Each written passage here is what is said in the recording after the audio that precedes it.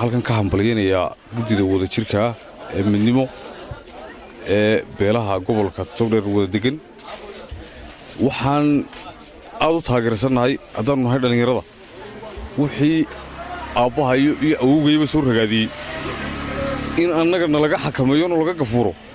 aad baan u taageersanahay waxaana weeyey wixii umusha wadana waa ilmaha wadana annagu dhalinyaraanu nahay gobol baanu ku noolahay gobolkayga wixii midnimo ah ee odayaasheeda u soo biira annagana waa wax noo soo biiray odayaashunbaa awalba qarribi jiray dhalinyarada anigoo madaxweynaha mustaqbalka jamhuuriyadda Soomaaliland waxaan soo dhaweynayaa shirka la wada ee midnimo ee lagaga dhawaaqay London shir walba oo lagaga shaqeynayo midnimada bulshada ku dhaqan gobolada bari in ay u tahay muhiim haddii laga reebo siyaasadda midnimadaasi waxaan anigu qabaa in la sii ballaariyo ilaa ay la gaarsiiyo Buuhoodle lagana shaqeeyo waxay faa'iido weyn u noqonaysaa in gobolada bari ay noqdaan kuwa horumarka jamhuuriyadda Soomaaliland ka socda qaybtooda ka qaata hadda waxaan ogsoonahay jamhuuriyadda Soomaaliland la sheegaa in wax qabad haddii la yiraahdo horumar haddii la yiraahdo gobolada galbeedka ayaa lambar 1 ka ah waxaan kaloo leeyahay xukuumadda iyo xisbiga muxaafidka ah wixii horumar bulshada u keenaya yaana laga argagax waxa sababay in lagu dhawaaqo midnimo xukuumadda Axmed Maxamed Maxamuud Siilaayo markay talada dalka la wareegtay dalku wuxuu ahaa mid bari iyo galbeed xaaladiisa aan dhaqaale mid siman hase ahaatee intii ay dawladda qabsatay waxay noqotay in dabaqada sare iyo dabaqada hoose la kala noqdo gobolada galbeedka waxay heleen maaliyad iyo maalgelin aan inaba caadi ahayn waxaana u sababay siyaasiyiinteedii iyo dadkeedii oo u istaagay kana shaqeeyay in gobolada galbeedka la hormariyo halka gobolada bari siyaasiyiinteedii loo mustaafiriyay gobolada Hargeysa loo mustaafiriyay la yiri halka ku noolow iska ilow bari hase ahaatee ragga odayaasha ah ee ku dhawaaqay midnimo ee yiri gobolada bari horumarkeeda ayaanu ka shaqeynaynaa la xisaabtan dawladda amaanu samaynaynaa waa wax hore nooga dhinaa oo waxaanu aad iyo aad u soo dhaweynay magacaygu waa Jamaal Maxamed Cali waxaan ka mid ahay ganacsatada gobolka Togdheer haddaan ka warramo midnimada la mideeyay beelaha gobolada bari midnimo iyo tafaraaruq meel ma wada galaan isku mid maaha dadkan waa dad la kala dilay waa dad walaalaa waa dad dabka iyo daaqa iyo dhaqankuba ka dhaxeeyo midnimadaas waxay dhalaysaa inay Soomaaliland oo dhan midowdo oo ay la waayo khilaafkii iyo qoqobkii dadka wixii kala qoqobayay ninka siyaasiga waxaan leenahay shacbigu waxa weeyaan awraad ku dhaansatid markuu garbabeelana aad tuurtid siyaasiga waan ku barnaa dadku way midoobeen midnimada ka shaqeyso oo midnimada raac guddida waan soo dhaweynayaa gudoomiyaha ku-xigeenka guddida dhammaantood waanu soo dhaweynaynaa gobolada bari dawladdu way hagratay abaarihi way hagratay shubankan haya iyo daaconkan way hagratay dawladdu way naga fadhiistay annaga haddaan gobolada bari markaa waanu tashananaa aayahayaga iyo dadnimada iyo dalka ayaanu dib u soo noolaynaa siyaasaddii ay lahaayeen gobolada bari iyo hoggaankii ay lahaayeen iyo dhaqaalihii iyo fikirkii iyo aqoontii baanu soo celinaynaa midnimadeeda waxa weeyaan mid dadka wax taraysa ma aha mid wax yeelaysa ummadda dawladda waanu la shaqaynaa dawladdan iyo ta dambe cusub ay iman doontaba waxaan leeyahay midaynta dadka la midaynayo midaynta dadku muslimnimo u midaysmayo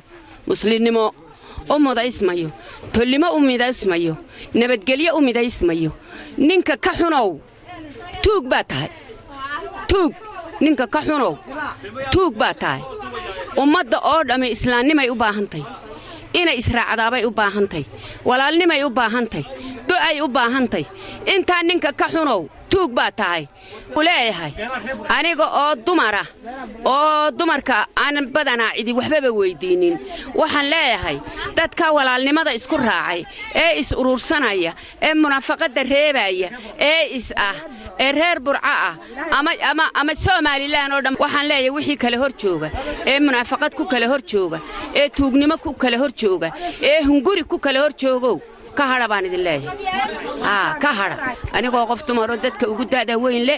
waan taageeray waan taageeray boqolkiiba boqol baan taageeray anigu magacayguna Cabdiraxmaan Siciid Ogle kamid ah aqoon-yahanka gobolka Togdheer hadan maanta ka dhibto raygayga gudida midnimo aynu ognahay maanta halka joogto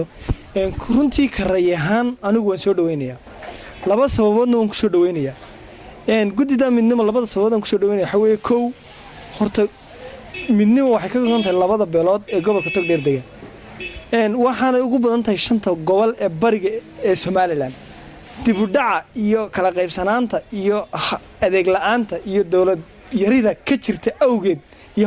horumar la'aanta ka jirta waan u taageersanay inay u istaagaan wax ka qabtaan talabaad waxaan soo dhaweynayaa dadka walaalaha ee wadadega ee dhalinyarada ee aqoon-yahanka waa isu soo dhawaansho la isugu soo dhaweynayo iyo maxabad dhexdooda la isugu abuurayo marka waxaan leeyahay hadda ka hor bay ahayd in la qabto laakiin talaabo waliba maalin bay bilaabantaa laakiin maanta Ilaahay subxaanahu wa ta'ala aqoon-yahanka fahansiiyay waxaan leeyahay bahasha hab akademigana ha loo wado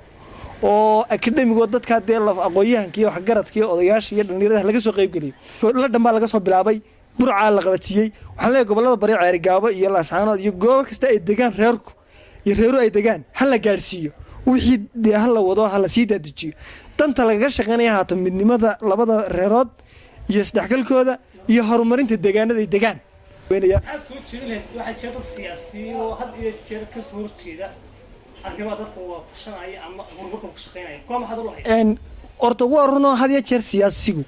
inagu siyaasigeena halkan joognaa isagu wuxuu ka fikiraa danta kama fikiro dadka laakiin dantiisu ka fikiraa shirkaas wuxuu ku noqday siyaasiyiin badan oo ogahay falaadhka loo ganay dadku wuxuu leeyahay talo wadani baa ka dambeeya talo kulmiya ka dambeeya talo ucid baa ka dambeeysa waxaan leeyahay waadar beelahaas saddex xusbi way ka da'wan yihiin hortood bay jireen iyaga xusbiyadan soo saaray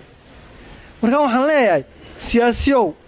maanta masiir adiga ka weyn bay ka tashanayaan reerku marka billahi calaykum waxba wadna farta ku haynay wixii Ilaahay kaaga qoray wad helaysaa sug waxay mees la dhigaan magacaygu waa Khadar Nuur Maxamed waxaan ku noolahay magaalada Burco muwaadin u dhashay gobolka Togdheer ruuxantii waxaan soo dhaweynayaa anigu gudida midnimo taas oo ay wax qabad wacan riyigooda ay ku keeneen muujiyaan gobolka gudihiisa gudida midnimo aan anigu dhalinyaraan aad iyo aad u taageersanahay dan shacabka Burco gaar ahaan dhalinyarada gobolka Togdheer waxaan doonaynaa in gobolka dhalinyaradu la mideeyo oo ruuxantii maxaan ku dhahdaa